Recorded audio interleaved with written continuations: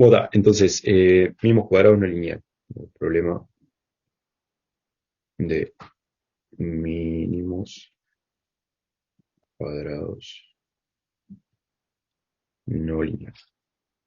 Que esto lo abreviamos en general, problema de mínimos cuadrados no lineal. ¿Está? Bueno, entonces, en este caso voy a considerar el siguiente modelo no lineal en los parámetros. O sea, los problemas de mínimos cuadrados no lineal se refiere a que el modelo al cual queremos ajustar es no lineal en los parámetros.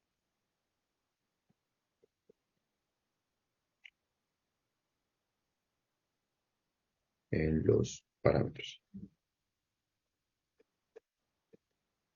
¿Está? En particular voy a considerar el siguiente modelo en los parámetros, que es I de t igual. O sea, voy a modelar la señal de voltaje que nos provee la UTE en los tomas corriente, ¿está? Que es una sinusoide con una cierta frecuencia, un voltaje, una amplitud, una cierta amplitud y una fase. En realidad, fase es algo que puede ser cualquier cosa. Pero está, esa sinusoide, esa señal sinusoidal, ¿no? Que bueno, se mueve como una sinusoide cuando el tiempo evoluciona, tiene un voltaje, en general es así, ¿no? O sea, la ideal, digamos, es 220 volts por raíz de 2, por el seno de 2pi por 50 Hz, vamos a llamarle F0 por T, más una fase, no importa. Acá le voy a poner B220, le voy a poner BC voltaje y esto es frecuencia, ¿tá? Entonces, ¿dónde? Idealmente, esto es eh, o en los valores nominales, ¿no? En Uruguay, o sea, ese voltaje en toma corriente,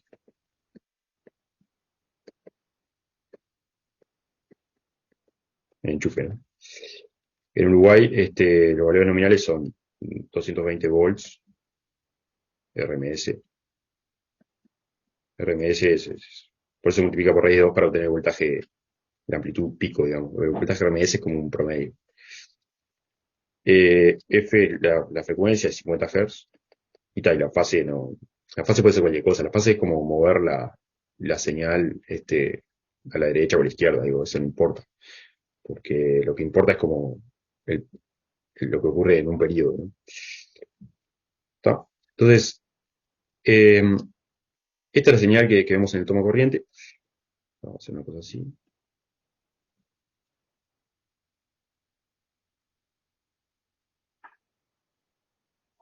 Obviamente que va para el pasado también.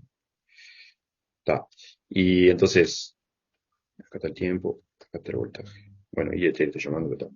Esto va a ser tipo 220 por raíz de 2 y esto menos 220 por raíz de 2. La frecuencia te va a decir cuánto dura un periodo, ¿no? Este periodo,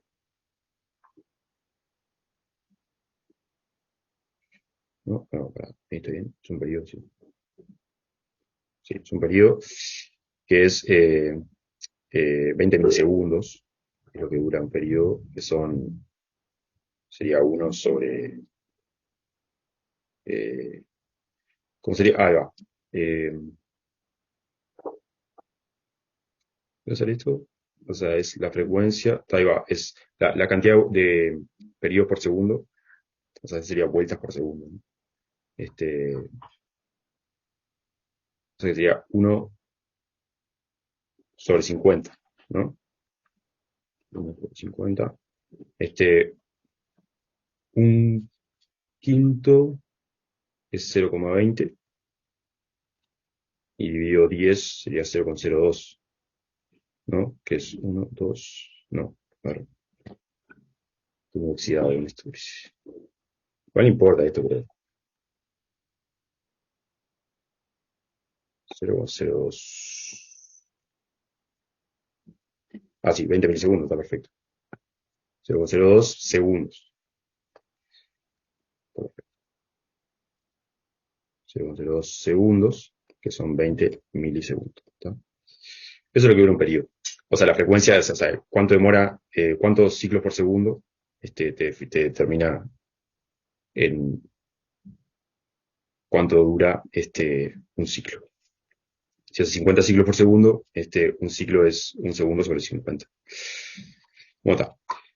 La cuestión es que, y la fase no importa, la fase si yo altero la fase, esto se mueve para allá. O sea, en vez de pasar en el cero, pasa por acá, en el cero pasa por acá o algo así. Eso no importa. Es simplemente un parámetro que agrego para tener más libertad. ¿No? Entonces, los parámetros, esto es idealmente, pero la gracia va a ser que nosotros vamos a agarrar un toma de corriente, vamos a medir el voltaje, la frecuencia. El voltaje y la frecuencia. No, no, perdón. Vamos a medir esto en distintos puntos. O sea, esta es la ideal. Y nosotros vamos a medir algunos puntos por acá, ¿no? O sea, en algunos tiempos. O sea, medimos acá. Se nos da esto porque el instrumento que tenemos no es muy bueno porque hay ruido en el toma corriente, ¿no? Esto van a ser como los datos experimentales. ¿No? Medimos en un periodo, o sea, agarramos y medimos 20 milisegundos, recolectamos datos. ¿No?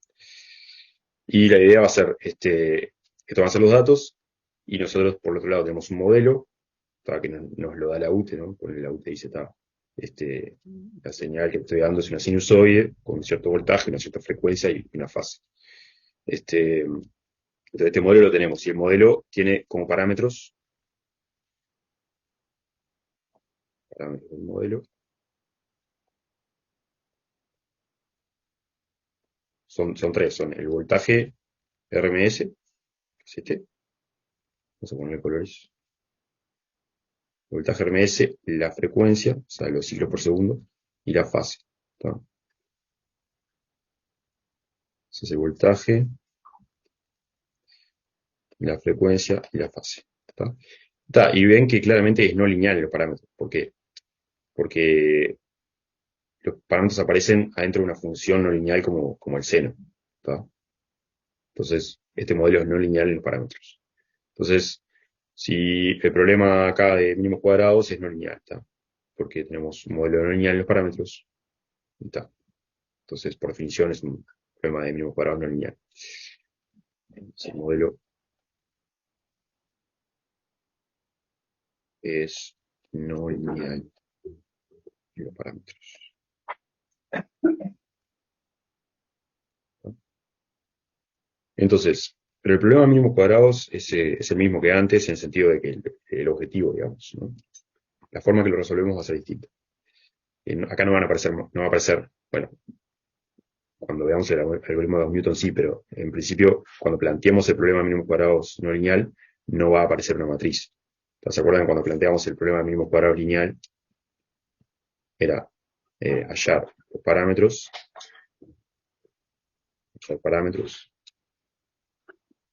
del modelo lineal,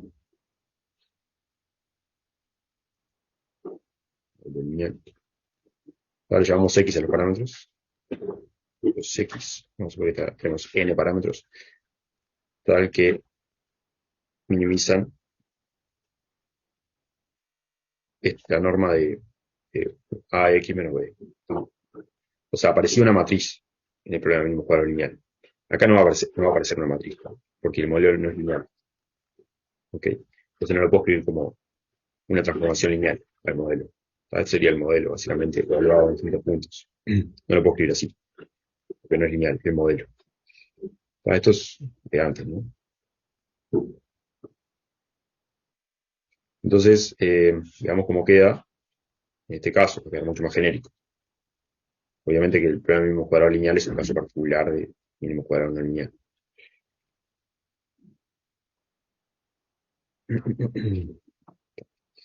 Entonces, en este caso, el problema de mínimos cuadrados no lineal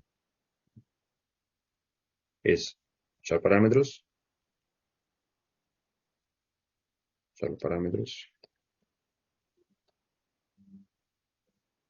X en R3, o en este caso, ¿no? O sea, ya estos parámetros, el X es vector de R3 que va a ser el vector de parámetros, ¿no? Eh, que minimizan la norma del vector de residuos, la norma del vector de residuos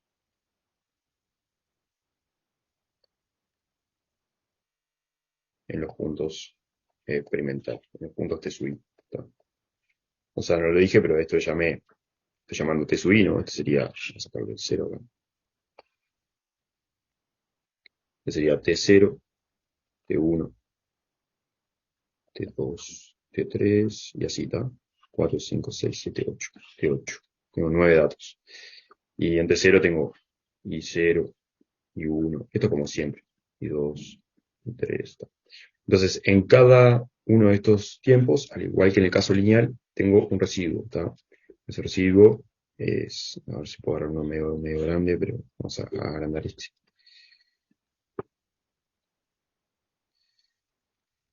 Este está por acá. Entonces el residuo en ese punto, como siempre, es la diferencia entre lo que vale el modelo en T3 menos lo que vale el dato experimental. T3, ¿está? Ese residuo. R3, vamos a llamarlo. Entonces, lo que digo es que yo me considero el residuo en el punto 0, igual que antes todo esto. El residuo en el punto 0 va a ser, igual que antes, va a ser el modelo en T0 menos el dato en 0. O sea, lo cual el modelo menos lo que vale el dato en 0. Y así con todo, ¿está? Eso es un número, eso. Cada uno de estos residuos es un número. Tengo m residuos porque m es la cantidad de datos. Entonces, el vector de residuos que yo menciono acá es el formado por todas estas coordenadas y es el modelo evaluado en cada uno de estos puntos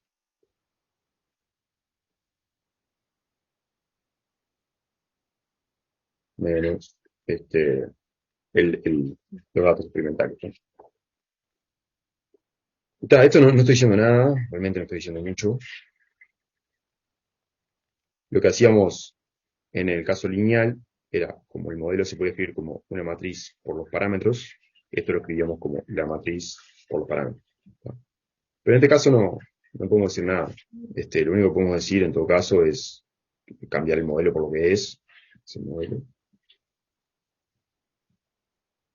Estos son los datos experimentales. A lo sumo lo que puedo decir es agregar que el modelo en particular en este caso es la sinusoide. Entonces, digamos, toma acá b raíz de 2 seno de 2pi f t0, ahí está el valor del modelo en t0 más phi, b raíz de 2 seno de 2pi f t1 más phi, y así hasta el último. Donde todo depende de los parámetros. O sea, el modelo depende de los parámetros, obviamente. Menos el vector de datos experimentales, ¿no? Entonces yo quiero minimizar el tamaño de este vector. Es un vector de Rm, ese vector de residuos.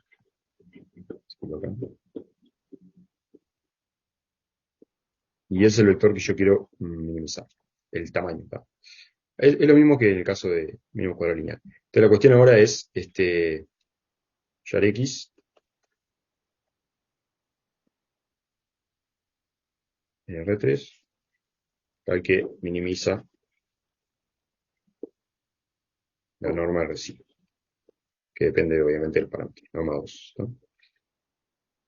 Y bueno, entonces la cuestión es cómo se hace esto. Y bueno, tenemos un problema de optimización acá, que tiene tres variables, la función a minimizar. Y bueno, Ahí hay que usar técnicas para minimizar funciones no lineales. Hay muchas formas de hacerlo. Lo que vemos en el curso es el algoritmo de Gauss-Newton. Entonces, ¿cómo hallar este X? Los parámetros óptimos, digamos.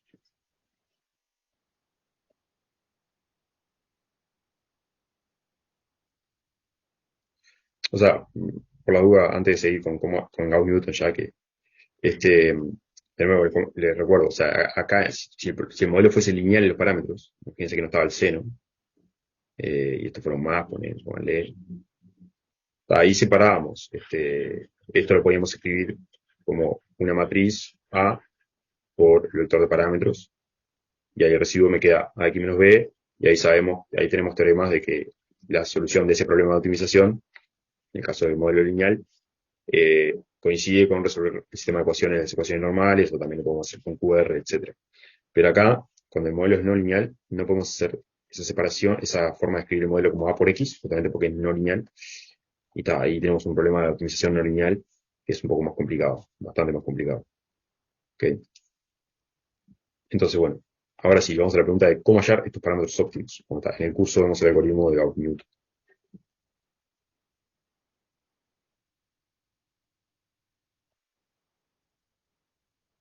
De Gauss-Newton. Estaban todos Gauss. Y Newton también, pero en este curso vemos pila cosas de Gauss, ¿no? O sea, calificación gaussiana, Gauss-Seidel, bueno, Gauss-Newton ahora, y alguna otra cosa más seguramente.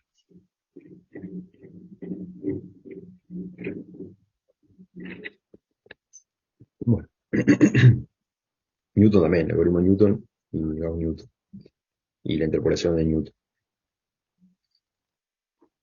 Bien, está. Entonces, bueno, vemos el algoritmo de Gauss-Newton. Entonces, ¿qué es lo que hace el algoritmo de Gauss-Newton? Lo que hace es lo siguiente, lo recuerdo brevemente. Este, dada, es un algoritmo iterativo, ¿está? O sea, Gauss-Newton, voy a abreviar GN, Gauss-Newton. Es un algoritmo iterativo, ¿está? Entonces, dada una estimación, o sea, imagínense que están en el paso de la iteración késima de Gauss-Newton, o sea, tienen que arrancar con una función inicial, con los parámetros iniciales, digamos, y después empiezan a iterar, y entonces supongan que estamos en la iteración késima, una estimación xk de los parámetros, en este caso sería el voltaje en la estimación késima, la frecuencia estimada en la estimación késima y la fase estimada.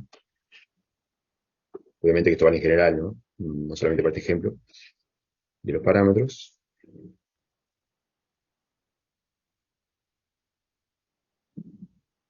Bueno, lo que hace Gauss-Newton es eh, agarra y la función esta que quiere minimizar, ese residuo, llamémosle, vamos a ponerlo en función de los parámetros, el residuo de x sería, ¿no? Residuo de x, donde x es, en este caso, bf phi. O sea, el residuo x, esto depende solamente de x, ¿no? Porque no depende de t porque está evaluado un punto t sub i, y las únicas variables que están acá en esta función a minimizar son los parámetros, ¿no? Entonces, este residuo es una función no lineal en los parámetros, y entonces lo que hace Gauss-Newton es, si yo tengo una estimación, o sea, un candidato, digamos, a hacer solución del problema de optimización bueno, lo que hace es, lo va a mejorar esa estimación, o pretende mejorarlo, de una iteración a la siguiente. Entonces lo que hace es linealiza este modelo en un entorno de XK. Entonces, para eso lo que hace es, como lo linealiza, cambia el modelo por su polinomio de Taylor de primer orden. ¿Tá? Entonces, linealiza el residuo, o sea que la función a minimizar, en un entorno XK, cambiándolo por su polinomio de Taylor de primer orden.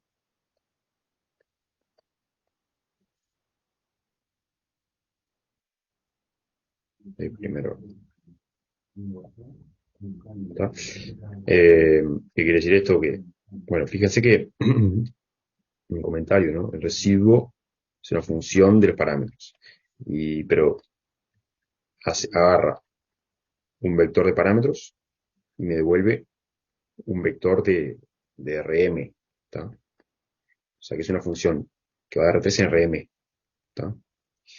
Entonces acá la derivada primera va a ser la matriz jacobiana. ¿Está? Si fuera de R3 en R sería el gradiente. Como si fuera de R en R, va a ser la derivada común y corriente de cálculo 1. Si fuera de R3 en R sería el gradiente.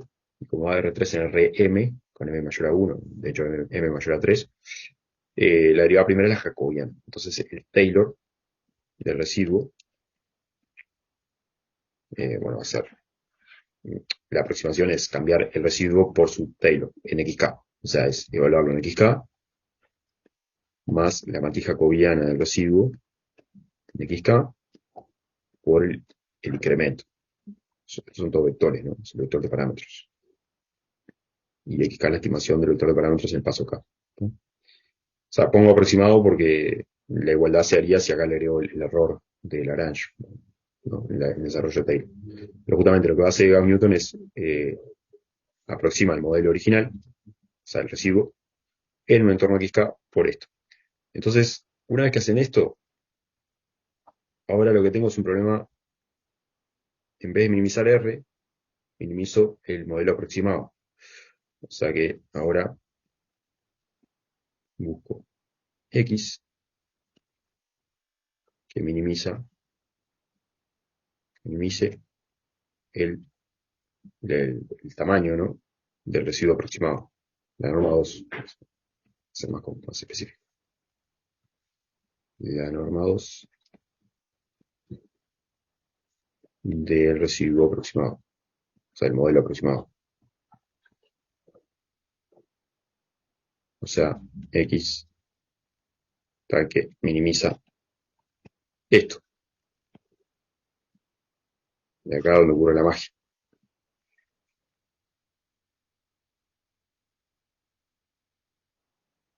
¿Tá? ¿Por qué ocurre la magia acá? Porque ahora tenemos un problema de mínimos cuadrados lineal. ¿Tá? Esto que está acá, se lo pueden separar o no, como quieran eso, pero vamos a decirlo así. Jacobiano de R. O sea, acuérdense que el problema de mínimo cuadrado lineal ya le dije era a x menos b. O sea, minimizar, allá el x que minimiza a x menos b. Vuelvo a recordar que es minimizar eso.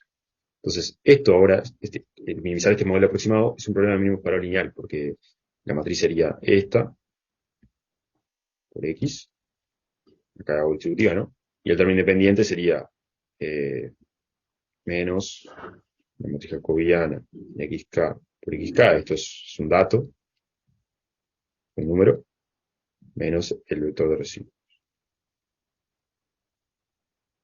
¿Tá? O sea que esta sería como la matriz A, y este sería el término independiente, digamos. ¿Tá?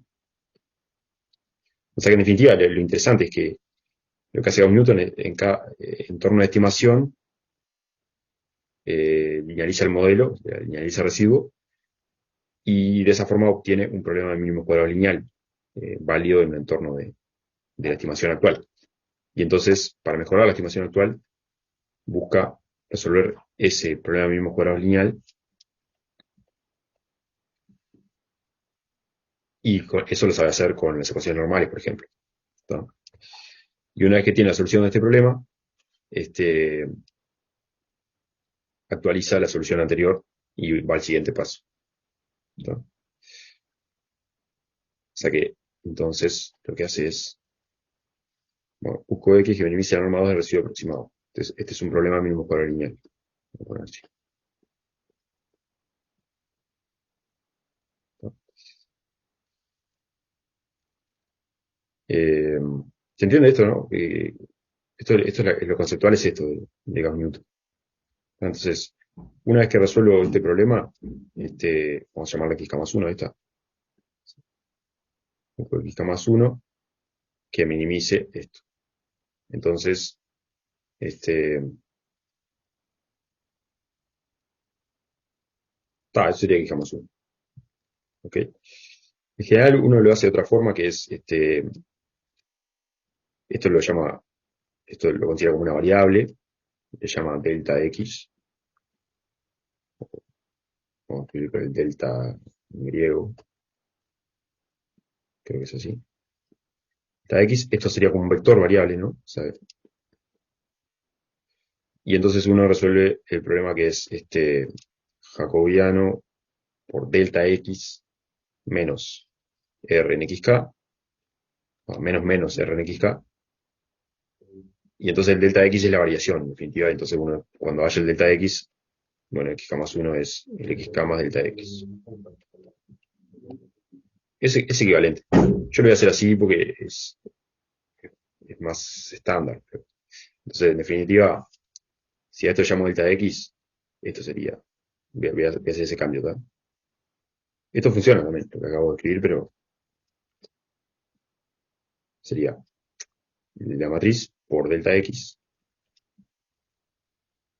menos, menos RXK. ¿Tá? Ese sería el problema del mismo cuadrado lineal en delta X. No importa, es un cambio variable, si quieren. Cambio variable. Llaman delta X a X menos XK. Y entonces, una vez que hayan el delta X que resuelve esto, ahora la variable es delta X.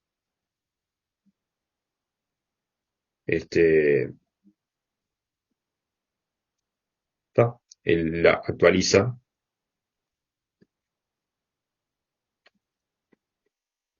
la estimación. No sé si les confundió eso último, el delta X. Alguien no lo entendió, porque puede ser un poco confuso, pero en realidad es un cambio variable, en definitiva. Pero pregunte, porque ya, no sé. De momento bien. Bien. Si haces un cambio de variable, ese de x menos delta menos xk, ¿los xk no cambian también?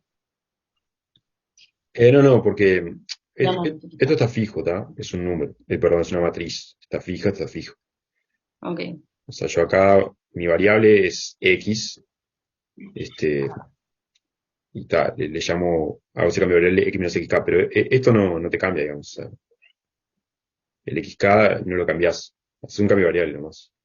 Ok. Pero como acá, digamos, si querés una posible explicación a tu duda sería como acá no aparece la variable X, no tenés que, no se afecta esto por el cambio de variable, ¿tá? Acá no aparece la variable X. Entonces, la variable X no aparece, entonces cuando yo hago un cambio de variable, este XK que está acá no, no se afecta por el cambio de variable. No sé si eso te convence un poco más.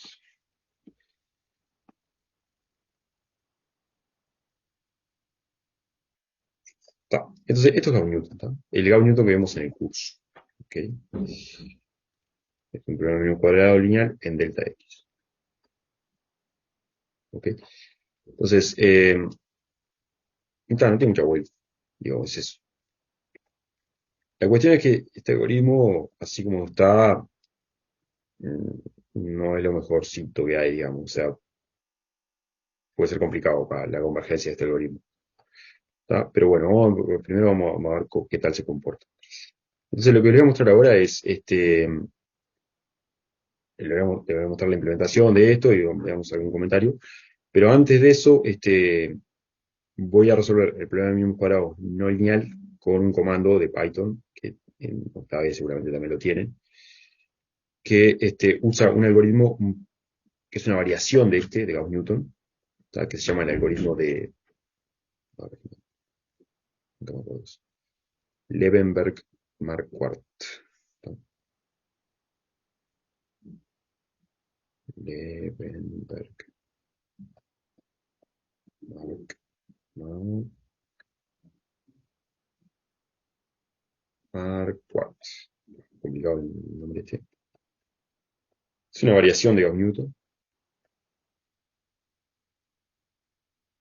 que agrega bueno, digo, no tengo que entender lo que voy a decir ahora, pero que agrega una componente porque esto de la actualización acá. Bueno, lo que no dije acá es simplemente cómo quedarían las ecuaciones normales. Observación. O sea, el sistema de ecuaciones que hay que resolver, las ecuaciones normales, de cada, del problema mínimo cuadrado lineal asociado a xk. Esto es una trivialidad, pero por las dudas. Lineal asociado a xk son, es la matriz, es jacobiana de residuo en xk. Esa es la matriz acá, digamos, o la matriz A. Es esto traspuesto por esto, por delta x, igual a traspuesta, ¿no? Por el vector, el término independiente, que tengan cuidado porque tiene un signo de menos, ¿no? O sea, es menos menos, porque acá está sumando el residuo. Entonces, para expresarlo de la forma usual, ¿no? Aquí menos b, acá le puse un menos menos. Entonces, esto me queda con un menos. Estas son las ecuaciones normales, cuya solución me da el incremento que tengo que aplicarle a mi estimación actual para obtener la siguiente estimación. Es un comentario nomás. Entonces, lo que le estaba diciendo, hay algunas variaciones del algoritmo de Gauss-Newton que vemos en el curso, que son las que se terminan utilizando en la práctica, digamos. O sea, si ven, ahora les voy a mostrar el comando de Python y voy a usar esta variación, ¿tá? Que no son muy difíciles de implementar. Bueno, más o menos.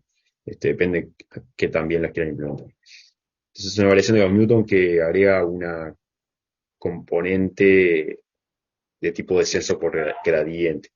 Esto nomás se lo comento así, que agrega una componente de tipo descenso por gradiente.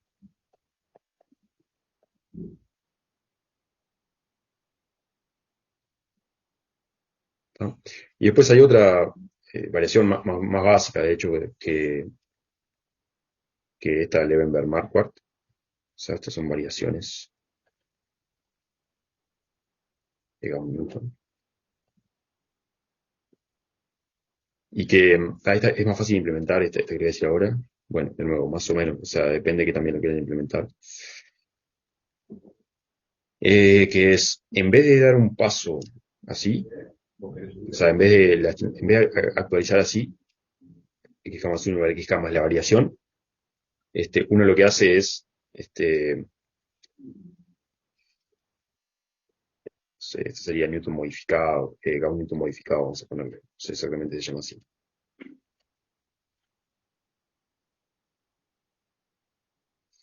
Me ha preguntado al final si se pueden subir las notas. Sí, sí, ya le estoy subiendo a pedido de ustedes hace unas clases.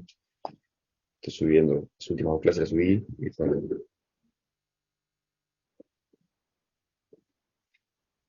Y lo que hace Gauss-Newton modificado es todo lo mismo, excepto que al final, en vez de hacer más delta x, toma un paso acá, ¿no? Alfa k llamémosle, ¿tá?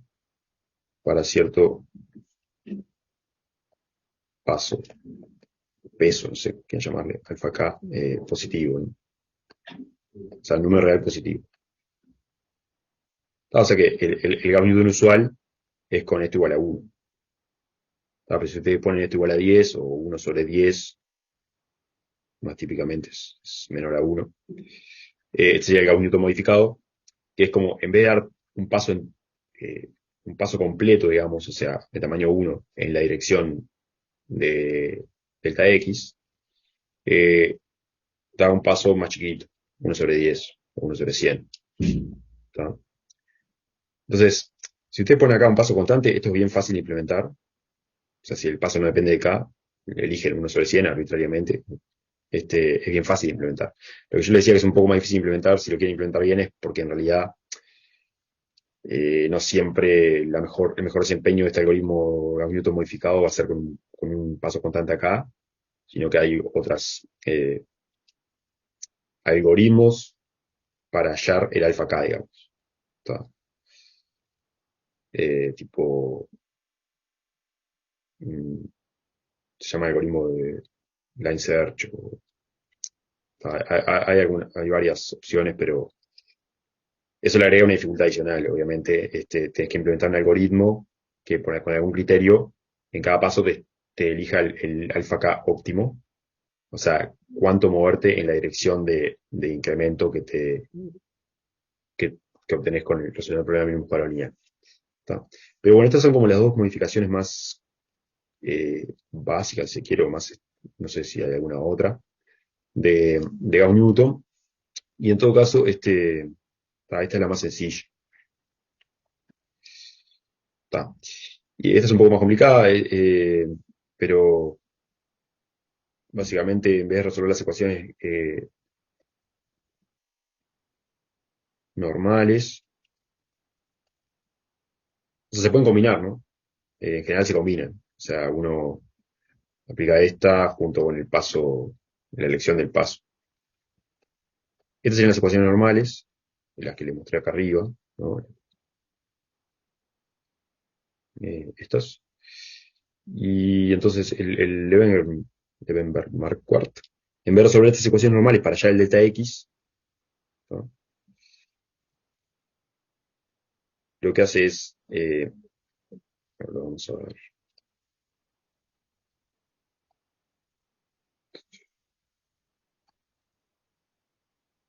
le suma una matriz, por ejemplo, la identidad, esta matriz es n por n, ¿tá? Porque la jacobiana es m por n, lo puse acá, pero lo escribo. Bueno, no sé si lo escribo por acá. Esta matriz jacobiana es m por n, o sea, tiene tantas filas como datos y tantas columnas como parámetros. Entonces, esta matriz queda n por n, porque esta transpuesta es n por m y esta es m por n. Esto es Rn. Y entonces le suma una matriz, la identidad n por n, ¿no? Por ejemplo, ¿no? O sea, sería lo más básico. Ah, perdón, el delta X está acá. Ahí me equivoqué.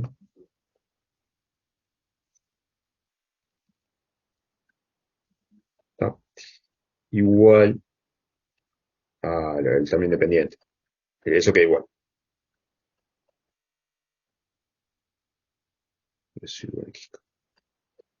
sea, la variación que agrega Leonard Marquardt en su versión más básica, pues pueden poner, en vez de matriz de identidad, pueden poner otra matriz. Sería para algún lambda real positivo. ¿No? La variación que agrega es, al resolver las ecuaciones, o sea, en vez de hallar delta X, la variación, resolviendo el problema del mismo cuadrado lineal con las ecuaciones normales, modifica un poco las ecuaciones normales y le agrega este término. ¿Tá? Con lambda igual 0 se obtiene el Gauss-Newton usual. El Gauss-Newton usual. Vemos que acá, con alfa k igual a 1, es el Gauss-Newton usual. ¿No? Y eso, ¿por qué digo que es un tipo de descenso por gradiente? Porque, bueno, si ustedes, si sacan esto, o sea, el término que agregan, si eliminaran esto, para llevarlo al extremo, ¿no? O sea, si eliminan eso, no sé dónde estoy. Ahí va. Imagínense que este término no estuviera, entonces el delta X, ¿cómo sería? Si no consideramos. Una pregunta, ¿por qué tomás el jacobiano de n? ¿Jacobiano de? De n. No, jacobiano de H. Ah, de h, está, perdón. Es una H. No, cualquier cosa está mal igual. Es el residuo lo que tengo que tomar. Jacobiano del residuo. A ver si lo puse mal en el otro lado también. Ahí va. Jacobiano del residuo. Gracias por comentar. El residuo. Ahí va. Está, perfecto. Pero si no consideramos esto, al hallar la dirección del incremento,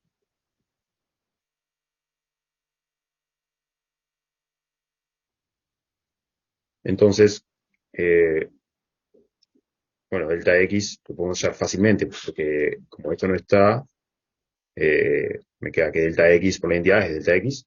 Simplemente paso dividiendo el lambda, ¿no? Delta X es menos 1 sobre lambda, jacobiano de R en XK, está puesto, por R en XK. Y esto ya es un poco, estoy profundizando un poco en cuestiones que, esto, ahora lo vinculo con otra cosa. Si pasa esto, digo, esto estoy explicando por qué acá digo que la variación de Gauss-Newton esta agrega una componente de tipo descenso por gradiente. ¿Tá? Lo que pasa es que, claro, a ustedes nunca les expliqué qué era el descenso por gradiente. Pero básicamente el descenso por gradiente es un tipo de algoritmo de optimización que lo que hacen es, son iterativos y van actualizando una estimación, y para actualizarla lo que hacen es algo igual a esto, pero en vez de, pero el delta X acá es el gradiente de la función que quiere minimizar, o menos el gradiente en realidad. Porque si usted tiene una función, hay una propiedad bien importante que dice que está parado en un punto, la dirección de máximo descenso en el gráfico de la función, en el entornito de ese punto, es la dirección y sentido de menos el gradiente. O sea, si vos estás en una montaña, ponle que la montaña es el gráfico de la función, y querés descender, bueno, localmente, en un entorno donde vos estás parado, si querés descender lo máximo posible en ese entorno, tenés que moverte según la dirección de menos el gradiente de la función. En este caso la función sería la montaña, digamos, el gráfico de la función. Entonces, el algoritmo de descenso por gradiente lo que hace es, dice, bueno, es un algoritmo tipo greedy, que quiere decir que hace lo mejor posible localmente, que no siempre es lo mejor globalmente, pero lo que hace es, tipo, en cada punto se mueve en la dirección de máximo descenso local, que es la del gradiente. Entonces, hacer eso en este caso sería moverme en cierto, o sea, que mi dirección, delta X, sea menos el gradiente de la función que quiero minimizar. La función que quiero minimizar, acuérdense que es el residuo, ¿no? Entonces, ¿qué es el gradiente de este residuo? El residuo va de nuevo, bueno, perdón, esta es eh, perdón, el residuo no tiene gradiente, porque es una función, tiene jacobiano, ¿no? Pero, y no es la función que quiero minimizar, no es el residuo, es la norma del residuo, ¿está? La norma del residuo sí es una función que tiene sentido minimizarla porque va de R3, o sea, agarra un parámetro y me devuelve un vector RM tomando su norma, o sea, un número, ¿está? Porque si bien R es un vector RM, al tomar su norma, tengo un número, ¿está? Entonces, esta función es la que yo quiero minimizar. ¿Y cuál es el gradiente de esta función? Gradiente de R depende de los parámetros, ¿no? De X. El gradiente de R, esto se prueba, digo, lo pueden ver en otro momento, pero básicamente va a ser dos veces la derivada de R como función de X, ahí sí aparece el jacobiano. O sea, yo quiero derivar la norma, ¿no? Entonces, por el teorema de la regla de la cadena, lo que tengo que hacer, me va a aparecer la jacobiana de R, evaluado en punto, o sea, es el residuo en X, ¿no? Transpuesto por el R. ¿Tá? O sea que esto créamelo, ¿tá? Esto créamelo, pero básicamente es regla de la cadena aplicado a esta función, que si quieren va de R3 en RM y luego en R. ¿Tá? Agarro un motor de parámetros, me vuelve un método RM, y luego toma la norma y me vuelve un número real. Y si aplican regla de la cadena, teniendo en cuenta que la derivada de R respecto de X es la jacobiana de R, les queda así. ¿Tá? Entonces, en definitiva, si me creen esto es menos el gradiente de R en XK. Menos el gradiente de R en XK. No, perdón, esto es más el gradiente de R en XK. ¿Tá? Entonces, con un signo de menos acá, esto sí me queda menos el gradiente de R en XK.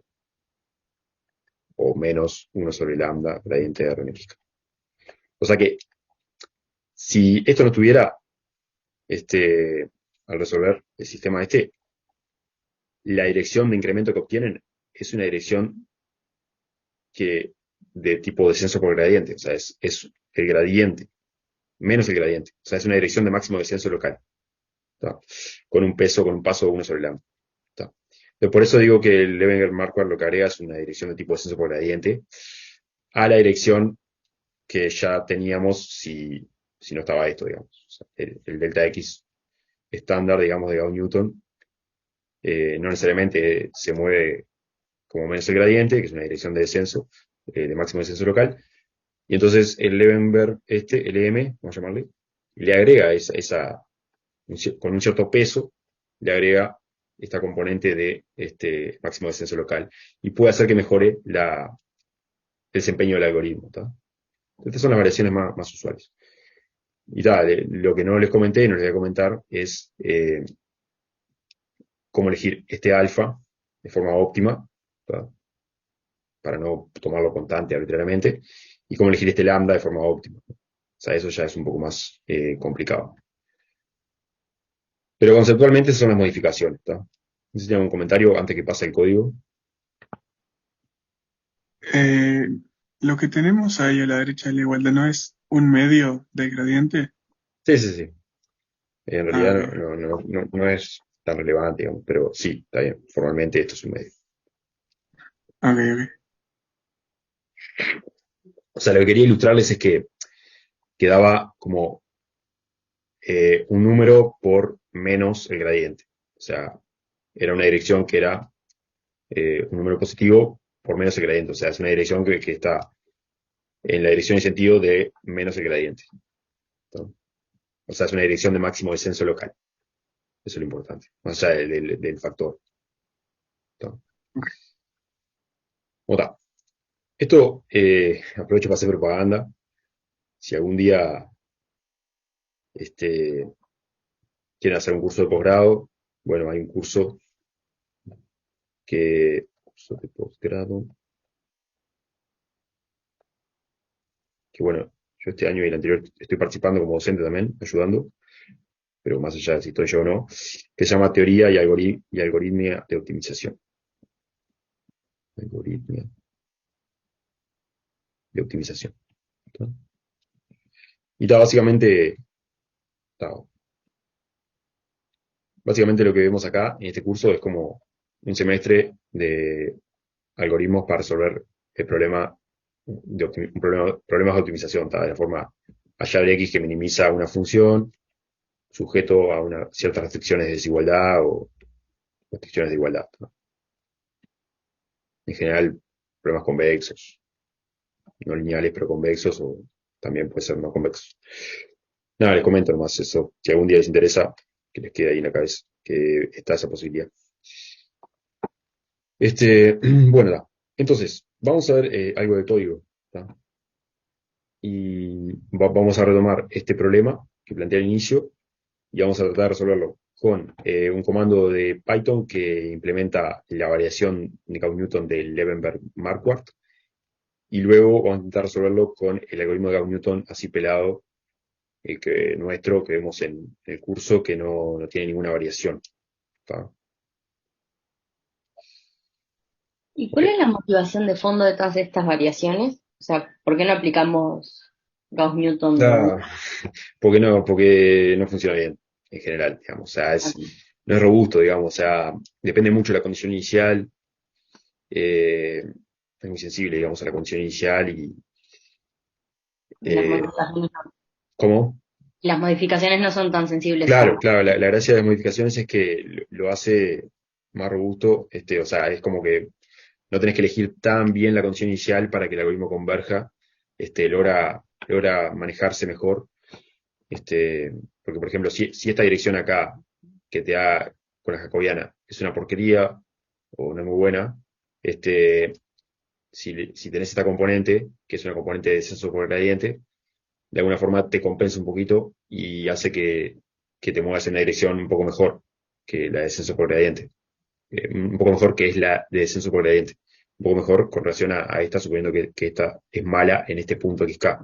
¿está? En la estimación. Imagínate que arrancas con una estimación inicial que es una porquería, digamos, o que está muy lejos de los parámetros óptimos.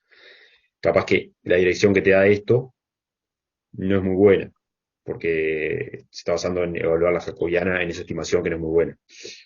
Entonces, mientras que no tenés una buena estimación de los parámetros, capaz que esto que está jugando también y que te va a dar una dirección de descenso por gradiente, en ese entorno, o sea, los parámetros que no son buenos, te está ayudando a descender el valor de la función que querés minimizar, o sea, eventualmente y acercarte un poco más a los parámetros óptimos.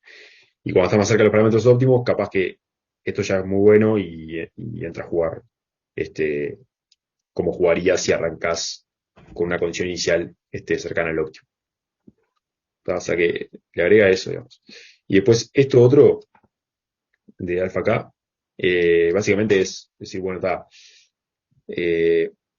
esto te da una dirección de movimiento, pero no te dice cuánto moverte. Y esto de una forma te dice cuánto moverte en esa dirección. O sea, capaz que la dirección de movimiento es buena, o sea, la dirección de actualización capaz que es buena, pero si te mueves un poquito, si te mueves mucho, capaz que te pasaste. ¿Está? De Ok, primera mano puedo confirmar que Gauss-Newton es una porquería. bueno. Después hablamos de eso, a ver cómo le está yendo con eso. ¿Está? Sí, me interesa saber eso. No sé si está. Pero hay alguien que me había preguntado. Enola, no sé si está acá, ¿no? Me preguntó en Eva, yo todavía no le respondí. Este, pero bueno, después hablamos. ¿Cómo está? Entonces, banquen un cacho que voy a ir a ver una cosa acá en casa. Y ya vamos al código, ¿está? Si yo no os aburro más. Banquen un cachito. Bueno, ya se resolvió. Esa es mi gata que no sé por qué está gritando, pero está. Eh, ok, está. Entonces, código.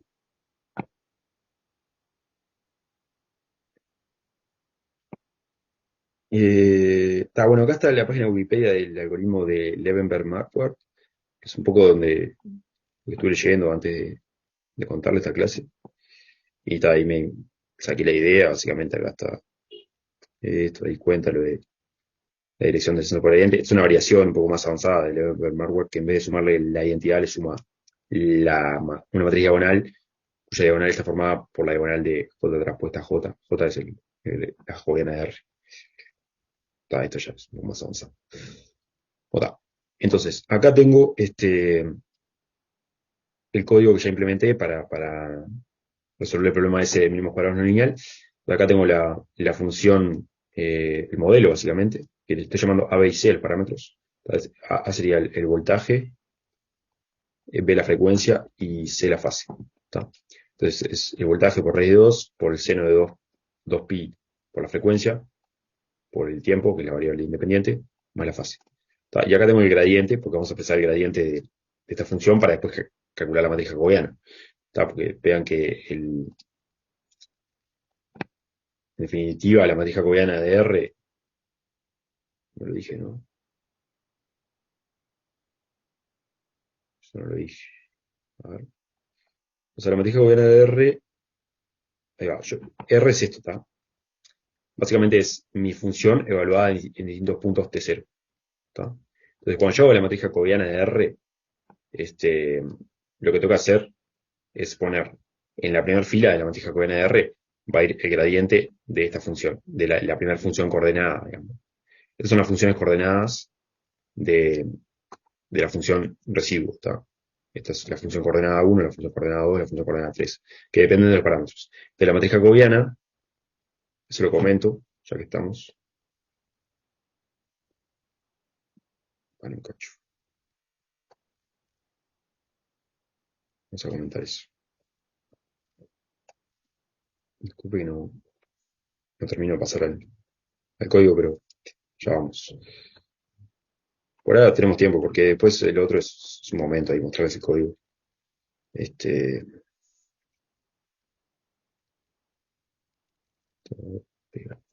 Ahí va, una observación, entonces, que cómo sería la jacobiana del residuo, que lo precisamos para las ecuaciones normales, ¿no? Del problema mínimo cuadrado lineal asociado a cada punto xk.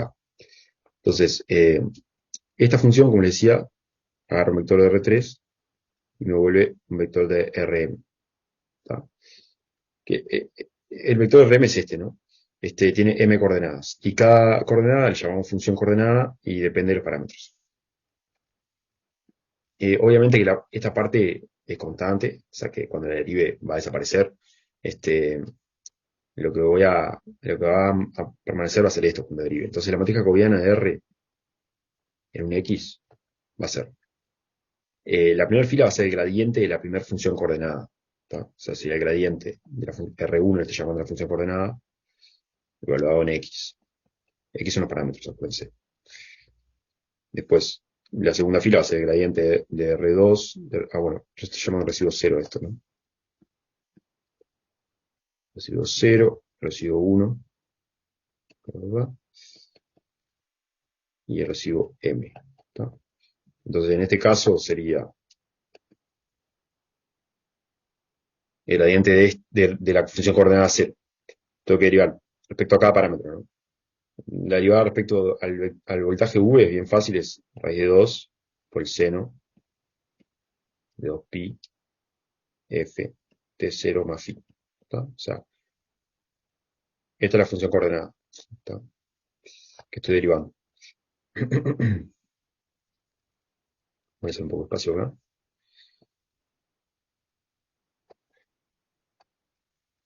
Después, la derivada de esa primera función coordenada respecto de f, que es el segundo parámetro, sería b raíz de 2, la derivada del seno es el coseno, coseno de 2pi f t más phi, por la derivada de adentro respecto de f, que es 2pi t. Bueno, evaluado todo ante 0, ¿no? Porque esto está evaluado ante 0. ¿Tá? Y me falta una componente más de esa fila, que es la derivada respecto de la variable de la fase, phi. Entonces me queda b raíz de 2, el seno es el coseno, por lo de adentro, por la derivada de phi respecto de phi, que es 1. O sea, me queda b raíz de 2, coseno de 2pi f de 0 más phi, por la derivada de phi, que es 1. ¿Tá? O sea, es el gradiente de la primera función coordenada. Y después tiene que hacer lo mismo para la segunda función coordenada, o sea que le queda raíz de 2. Voy a hacerlo más. Bueno, voy a hacerlo porque está, si no, así ya queda. Ahora, lo que cambia es que ahora está evaluado ante 1. O sea, es la misma función, pero evaluada ante 1. Por eso, en definitiva, esto, como esto es constante, en definitiva va a ser el gradiente de la función del modelo de I. O sea, este es el modelo, ¿no? Y de t, y ente 0, que depende de los parámetros. Y esto es I ante 1, que depende de los parámetros. Pero la derivada de ese modelo, evaluada en cualquier punto t0, respecto de los parámetros, siempre va a ser la misma. Entonces, siempre va a ser el gradiente de I, evaluado en t0, y con los parámetros x, ¿no? Como punto y coma, porque depende de cómo viene la variable. Y acá es el gradiente de I, evaluado en t1, y en los parámetros que estoy. ¿Tá? Gradiente de I, evaluado en tm, en los parámetros que estoy. O sea que, en definitiva, lo único que tienen que calcular en realidad es la expresión del gradiente del modelo respecto a los parámetros. Y después la matriz jacobiana es, cada fila es ese gradiente evaluado en el punto t sub i. ¿Tá? O sea, va a ser lo mismo acá abajo, pero evaluado en t sub 1. O sea que en realidad lo que precisan es definir, no es la matriz jacobiana, sí, obviamente que precisa la matriz jacobiana, pero lo que necesitan definir es el gradiente de su modelo respecto a los parámetros, y con eso forman la matriz jacobiana. En cada fila ponen ese gradiente evaluado en t sub i. 2pi t0. Derivé bien ahí, ¿no? 2pi t1 sería acá. Y por último, la última fila no la voy a escribir, pues, ¿no? 2pi f t1 más phi. ¿Está? Está, la última fila. Dejo para ustedes es con tm. ¿Ok? Les comentaba esto porque tampoco es trivial, ¿no? O sea, sobre todo si están olvidados de cálculo en varias variables. Este, pero esta es la matriz jacobiana.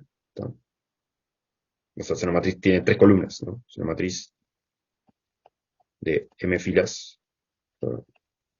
Y tres columnas. M por n en general, ¿no? ¿Está? ¿Un comentario de esto?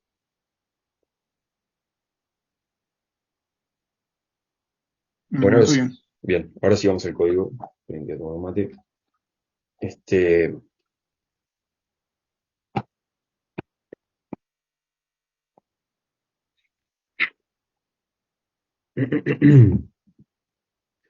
aprovecho para comentar, no llegaba más el código. Aprovecho para comentar que, recordarles que están las encuestas de evaluación docente y del curso, ¿tá?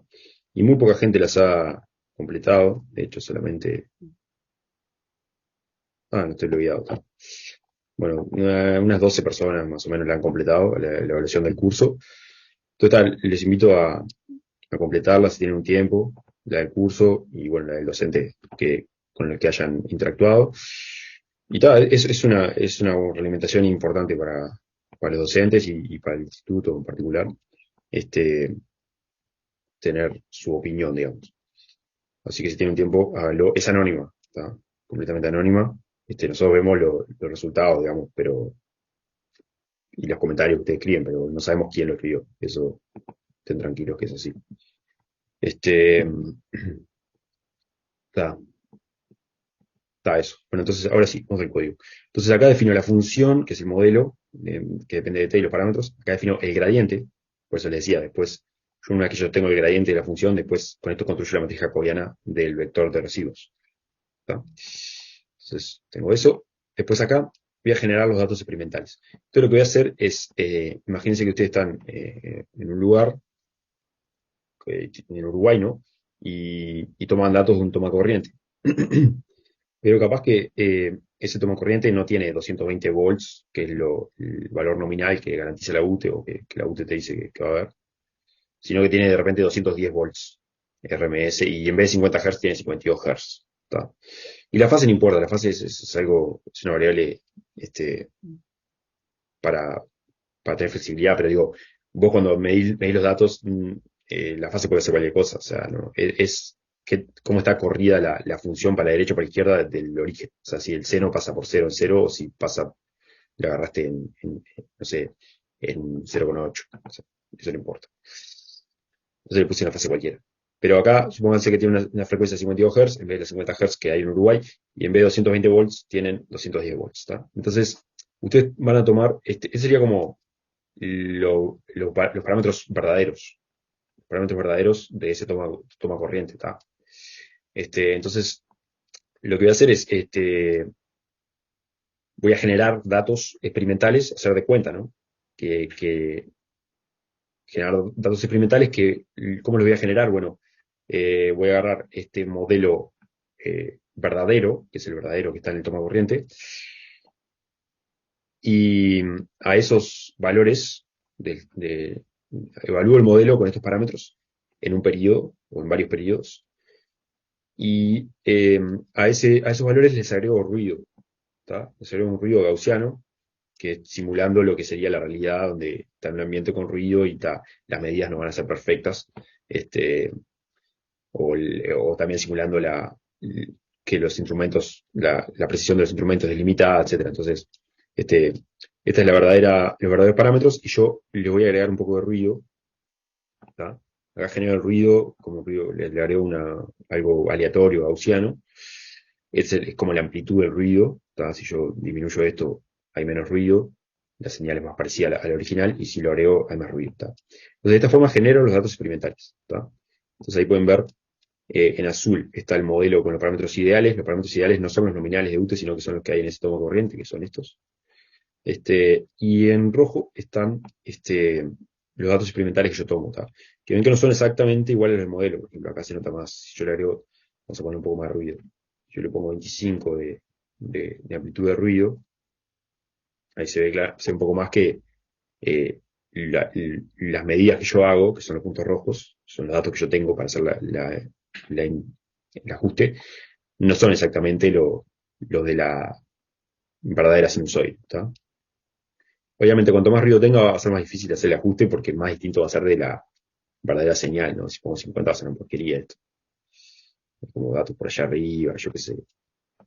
¿Está? Entonces voy a dejar en 15 más para no complicarnos tanto la vida. ¿Está? Entonces, esta es la forma en que genero los datos. Entonces, es artificial la forma en que los genero, obviamente, porque estoy conociendo la verdadera señal y agregándole ruido. Entonces, imagínense a partir de ahora que ustedes solamente tienen esta señal, que es la señal de datos experimentales, y desconocen los parámetros verdaderos. Entonces, el objetivo es poder estimar los parámetros verdaderos haciendo un ajuste de estos datos experimentales al modelo sinusoidal que está acá, ¿va? Que depende de los parámetros. Yo no sé cuáles son los parámetros, pero sí tengo los datos y el modelo del cual supuestamente proviene, ¿está? Entonces tengo un problema de mínimos cuadrados no lineal. Entonces, lo que les voy a mostrar primero es el ajuste con un comando del paquete SciPy, que se llama CurveFit, ajuste de una curva. Y ese permite elegir varios algoritmos, entre ellos el LM, que es el Levenberg-Marquardt, que es el que le contaba hoy. Y entonces acá elijo la condición inicial. Entonces yo, como estoy en Uruguay, bueno, si no tengo ninguna información, lo más razonable es decir, bueno, el voltaje RMS es 220, que es lo que dice la UTE nominal, y 50 Hz. Y la fase, como no tengo ni idea, de la fase puede ser cualquier cosa, le pongo 0. Entonces esto es como mi estimación inicial. Es importante tener una estimación razonable, ¿no? Ahora vamos a ver eso. Entonces, acá obtengo los parámetros del ajuste. Este es el comando, le paso la función que es el modelo, le paso los puntos donde tengo evaluado, le paso los valores experimentales, le paso la condición inicial, el algoritmo que quiero que use, que es el Levenberg-Marquardt, y le puedo pasar la matriz jacobiana o no. Digo, puedo no pasársela y el algoritmo la estima con, no sé, por ejemplo, con cociente incremental o con derivada automática, cosas de eso. No me acuerdo cómo se llama ahora. Pero se le voy a pasar. Yo tengo por acá definida la jacobiana. Como es fácil de calcular, la calculo y se la paso y le simplifico la vida al algoritmo. Y bueno, entonces hago ese ajuste. Ahí obtengo los parámetros. El voltaje RMS del ajuste, la frecuencia y la fase. Y entonces evalúo, esto se llama ILM, es I de las estimaciones con los parámetros estimados por Levenberg-Marquardt. Y grafico esa función. Voy a mostrar los parámetros estimados y la función. Entonces los parámetros estimados fueron estos: 211 volts, RMS, 51 Hz, 52 casi, y la fase. Y este es el ajuste. A la vista está bastante bien. Estos son los datos experimentales, este es el ajuste con los parámetros estimados por el Levenberg-Marquardt. Y el verdadero valor de voltaje era 215, este me dio 211, está un poco lejos, bastante lejos. La frecuencia le pegó bastante bien, 52 Hz es la verdadera, y acá le dio 51,9. Si disminuyo el ruido, va a ser mucho mejor, seguramente, porque va a estar más cerca de la posta. Bueno, 210. 215 era. ¿No era 210? 210, está, 210. Está. 210. Ahí va. Entonces, antes, ¿cuánto había dado? Bueno, veamos acá le dio muy bien los parámetros, ¿no? 210, 52, acá quedó muy bien el ajuste. Y esto sería una forma de estimar el verdadero valor del voltaje RMS en ese toma corriente y la frecuencia de ese toma corriente. Si ustedes creen que el ajuste es bueno, habría que ver cómo evaluamos el ajuste, hay formas de hacerlo. Estarían estimando los parámetros de ese toma corriente y estarían concluyendo que tienen una baja de tensión, ¿no? Una tensión que está por debajo de lo nominal. Y bueno, la frecuencia, depende de qué tan importante sea para ustedes, está un poco corrida. Entonces, esperen que vuelva entonces a los 15. Yo me equivoqué ahí. Estamos acá. Entonces, a ver, ahora está bien. Con ruido más grande, le aumenté la amplitud de ruido. Igual es un poco peor la estimación esta, pero está muy cerca del 210. ¿No? O sea que esto se maneja bastante bien. Incluso si no le paso la matriz jacobiana, la estima. y está bastante bien. Digo, da lo mismo, prácticamente. ¿Está? Ahora, si yo le cambio las condiciones iniciales, aún en este algoritmo Levenberg-Marquardt, y aparte la implementación del Python debe ser muy, muy trabajada, digo, debe haber trabajado mucha gente ahí, me imagino, o capaz que no, pero digo, seguramente le dedicaron un tiempo para implementar ese algoritmo. Si yo le cambio esto, no sé, 20 volts, póngale, como condición inicial, ¿no? Le cambio la condición inicial, que es la estimación inicial que yo le doy al algoritmo. Bueno, funciona bien. Pensé que no iba a funcionar bien. A ver, está. Vamos a cambiarle la frecuencia. Eh, Vamos a dejarle este como estaba. A ver qué pasa si cambia la frecuencia. A ver, ahí viene una porquería. ¿Ven? Saqué, le puse 220 volts nominal y la frecuencia se la cambié de 50 a 20. La inicial, ¿no? Con mi estimación inicial. Y el algoritmo este me dio una porquería. Literalmente me dio una porquería. Me dijo que el voltaje estimado era 20, esto 18. Nada que ver. Obviamente que no van a confiar en esto. Entonces ven que incluso este comando no es mágico, digamos. ¿Está? Eh, Ustedes tienen que proveerle una condición inicial razonable. ¿Está? Porque si no puede dar cualquier fruto. ¿Está? Entonces ya para este ven que es así. O sea que por sí, la cuestión de fondo es que el problema que queremos resolver de optimización es un problema no lineal, muy no lineal probablemente, y va a tener muchos, ustedes quieren hallar el mínimo, ¿no? Entonces probablemente tenga muchos mínimos locales que no son mínimos global, ¿está? No se manejan la diferencia entre mínimo local y global, pero se les recuerdo brevemente. Estoy compartiendo la hoja. Si ustedes están en cálculo 1, supongamos que tenemos una función de cálculo 1, supongamos que tiene esta función. ¿Está? Bueno, supongan que el residuo es esto. ¿Está? Que fuera una función de cálculo 1 y ustedes quieren minimizar esta función. Entonces, el mínimo, el más mínimo, digamos, el mínimo más mínimo, que le llamamos mínimo global, se alcanza acá, en este punto, T2. Este es el mínimo este es el mínimo global, digamos. Es la solución del problema de hallar el mínimo de esta función es el mínimo sea ante 2 y vale lo que valga esto. ¿Está? Ahora, ¿qué pasa? Hay algoritmos que no, o sea, no es sencillo hallar el mínimo global de una función no lineal y no convexa, digamos, ¿está? No es algo trivial. Porque, ¿qué pasa? Muchas veces, o sea, sí es algo sencillo, digamos, hallar mínimos locales. ¿Está? En particular, el mínimo global es un mínimo local. ¿Qué es un mínimo local? Bueno, es un mínimo eh, que no es global, digamos. O sea, en realidad el mínimo global también es mínimo local, pero, digamos, llamémosle mínimo no global a estos. Acá tengo un mínimo no global, acá tengo otro mínimo no global. ¿Está? O sea, es mínimo en un entornito. ¿Está? Si yo me muevo en un entornito de este valor, en este entorno la función alcanza el valor mínimo ante 1. En este entorno, acá, la función alcanza el valor mínimo entre 3. Ya si me voy del entorno, obviamente que no, porque si lo evalúo acá, estoy por abajo de este valor. Y acá, este también es un mínimo local, porque en este entornito, en cualquier entorno de esto, la función alcanza el valor mínimo en este punto. Pero también es un mínimo global, ¿está? En el sentido de que no hay ningún otro punto donde yo pueda evaluar la función que cuyo valor funcional me dé por abajo de este. ¿Está? Es el mínimo global. Ese es como el óptimo del óptimo, el posta, digamos. ¿Está? Entonces, ¿qué pasa? Si su función tiene muchos mínimos locales, depende de dónde arranquen, el algoritmo podría converger a un mínimo local que no es óptimo en el sentido de que no es global. ¿Está?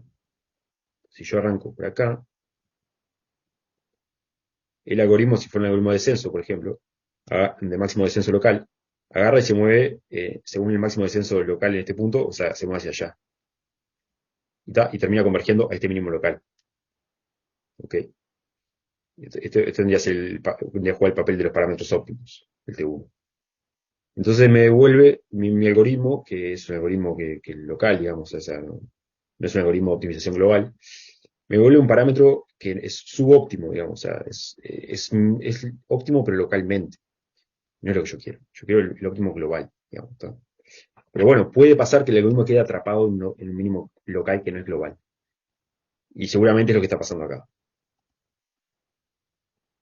¿tá? Cuando yo le pongo una condición inicial muy distinta a la verdadera, estoy como que estoy arrancando lejos del mínimo global y capaz que en el camino desde este punto inicial al mínimo global se encuentra con un mínimo local y queda atrapado ahí. Ahí probablemente sea eso lo que pase. ¿Ok? Entonces, por eso, en todas estas cuestiones de algoritmos de optimización, cuando hay muchos mínimos locales, la condición inicial es muy importante. Y este no es la excepción. Por más que esté todo tuneado así, ¿no? Para Levenberg Marquardt, este, no es un problema trivial hallar los mínimos globales de una función que tiene muchos mínimos locales. No hay una receta mágica. ¿Ok? Esa es la primera comentario. Y bueno, ahora para terminar, vamos a ver el algoritmo de Gauss-Newton del curso. Claro, puse así. Excepto por el hecho de que lo vea, ahí sería el paso, igual a 1. Entonces, acá implementé el algoritmo del curso, lo voy a iniciar de nuevo en 220, 50, 0. Tiene que tomar un mate. Tengo un comentario. Pueden aprovechar para tirarlo. ¿Este código lo vas a subir como siempre? Sí, lo subo, sí. Dale. Está. Entonces, cualquier cosa me hacen acuerdo. Pero pienso que me voy a acordar, pero cualquier cosa me hacen acuerdo. Acá implementé el algoritmo de Gauss-Newton como vimos recién teóricamente, ¿no? Entonces, esta es la iteración principal. La condición de parada no le da mucha bola, o sea, estuve probando ahí. Nunca termina convergiendo, digamos, con la condición de parada. No pensé mucho una condición de parada mejor, digamos. Puede poner un for en lugar de un while, y que sea como una condición de parada solamente alcanzar iteraciones máximas. Entonces lo que hago es, en cada XK, o sea, en cada iteración actualizo el XK. Entonces yo tengo un XK, y voy a considerar el problema mínimo cuadrado lineal asociado a ese XK. Entonces calculo la matriz jacobiana, que es cada fila de la matriz jacobiana, es evaluar el gradiente de la función del modelo. Esa es la fila de la matriz jacobiana. Es lo mismo que hablamos hace un rato.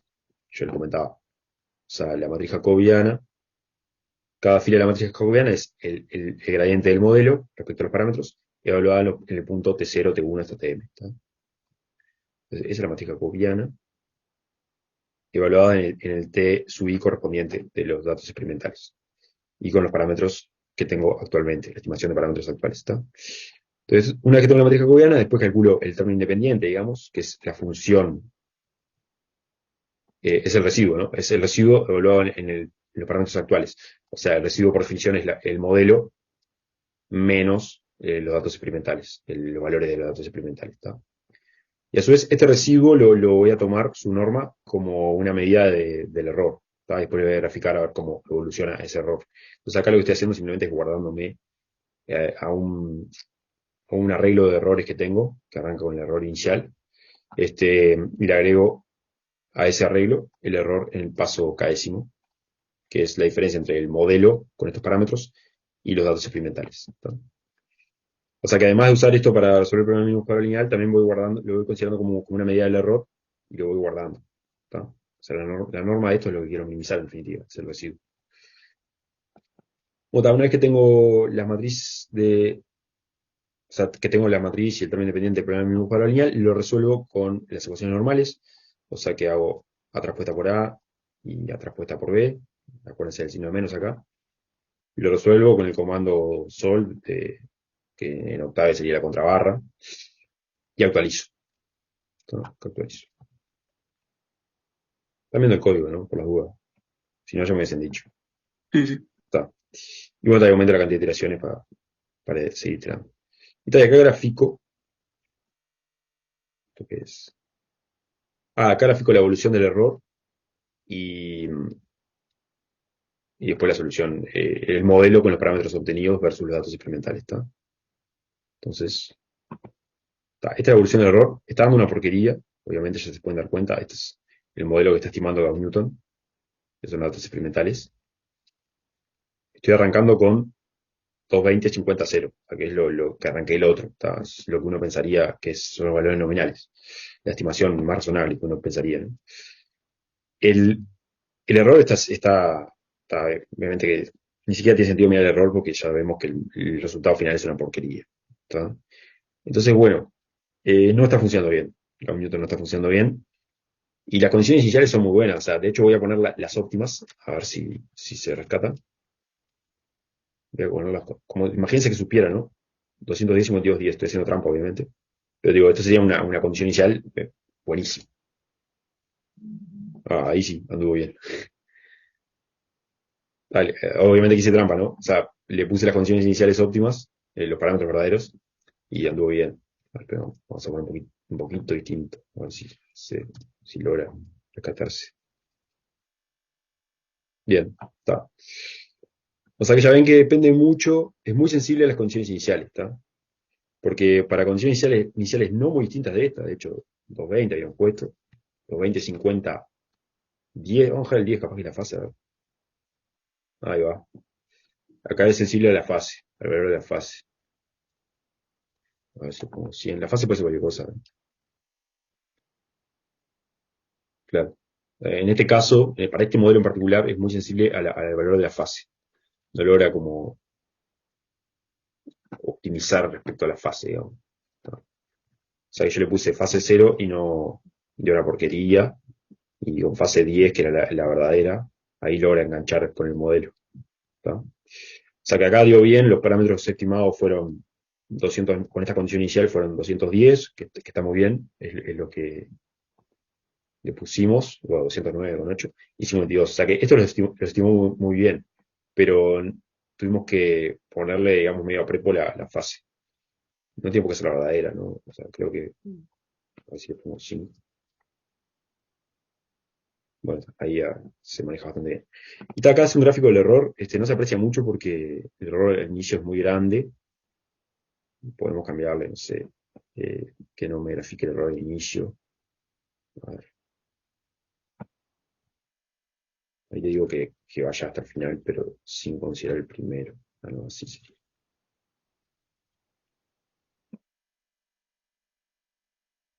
Bueno, sé que los primeros son una porquería. Habría que hacerlo en un gráfico de escala logarítmica. No me acuerdo cómo es eso. Está, no importa. Habría que hacerlo en una escala logarítmica acá. ¿Ustedes se acuerdan cómo es la escala logarítmica en Python?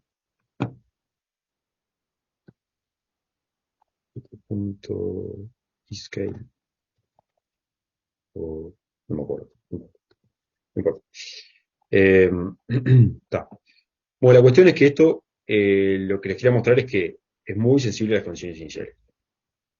Todavía ya lo ven, o sea, en vez de 5 le pongo 10, le pongo 0, ya no sabe qué hacer.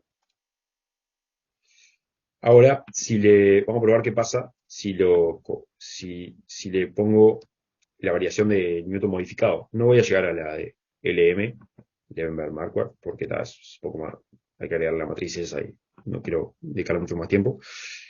Pero, por ejemplo, que no está funcionando, ven que es una porquería. Si yo lo modifico un poquito acá y le hago la modificación y el paso, en vez de tomar un paso entero en la dirección delta X, tomo un paso 1 sobre 100. Ahí mejoró un poquito, ¿no? O sea, lo que antes no lograba rescatarse, ahora está un poquito mejor. De hecho, está decreciendo el error de forma sostenida. Capaz que si le aumento la cantidad de iteraciones, logra una mejor estimación. Entonces, probemos eso. Voy a permitir que llegue a 1000 iteraciones, por decir algo. ¿Ven? Ahí logró converger. Bueno, no convergió según mi condición de parada, pero sí que logró ajustar el modelo correctamente. O sea, bastante bien. Dio 210, 52 y tal. La fase no importa. O sea, acá la fase puede ser cualquier cosa. Eh, lo que importa es que estimó bien los parámetros estos. ¿Qué fue lo que hicimos? La única modificación que hicimos, en vez de tomar un paso entero en la dirección delta X, tomamos un paso constante 1 sobre 100. ¿Está? Necesito más iteraciones porque al tomar pasos más chiquitos va más lento. Pero es la forma que logramos hacerlo que mejorar. A ver si te pongo un paso 0,1, por ejemplo. Ahí va. Ahí en 100 iteraciones con el paso 0,1 logra converger bien. ¿Está? Entonces ven, segunda cosa es con el paso 1 y estas condiciones iniciales, el algoritmo de Gauss-Newton no convergía, obviamente que si le daba más iteraciones no iba a hacer nada, porque ya convergió a un mínimo local seguramente, no iba a salir de ahí. Pero si le pongo un paso distinto, con las mismas condiciones iniciales y la misma cantidad de iteraciones, logra convergencia. Entonces, eso es una posible modificación sencilla que podría llegar a mejorar el algoritmo. La cuestión es qué pongo acá, 0,1, 0,1, 1, o sea, de hecho, ni siquiera podemos afirmar que con un paso constante vaya a funcionar bien. Capaz que el paso tiene que cambiar en cada iteración, en una iteración un poco más grande, un poco más chica. Ahí habría que usar algún algoritmo para determinar el paso, perdón. Pero acá, bueno, funcionó bien. Yo qué sé, está. Entonces, bueno, está. Un poco esto es para que sí, sean conscientes de que las condiciones iniciales son importantes en Gauss-Newton y una posible modificación sencilla sería esta, otra sería la de Levenberg-Marquardt. Y bueno, está. Eso es un poco lo que les quería contar hoy, ¿tá? O sea que básicamente vimos un ejemplo de Gauss-Newton que bastante me parece interesante porque está bastante cercano a la vida real, ¿no?